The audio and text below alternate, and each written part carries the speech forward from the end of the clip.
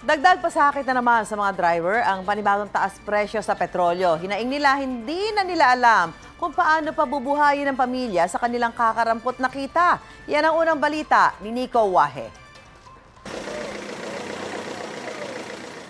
Truck sa umaga, jeep sa hapon ang minamaneho ngayon ni Narciso.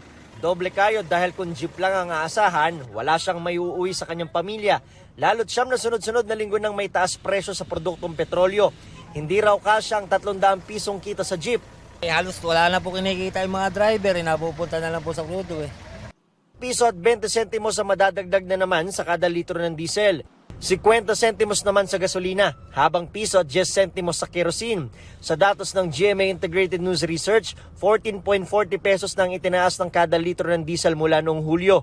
9 pesos and 65 centavos naman sa gasolina at 13.75 pesos sa kerosene. Nangihinayang tuloy si Narciso sa mga nawala niyang kita mula pa noong Hulyo.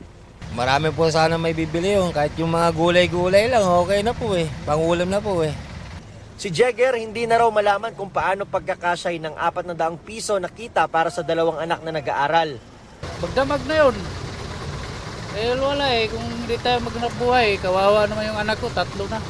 Aral na yung 2. 3 beses lang nga daw siyang nakakabiyahe sa isang linggo dahil may karelyebong driver pa sa jeep. Baka naman daw pwedeng magtaas pasahe na. Dapat gawin na lang ng yan, kahit dagdagan ng 2 piso. Oo, pwede na siguro yan.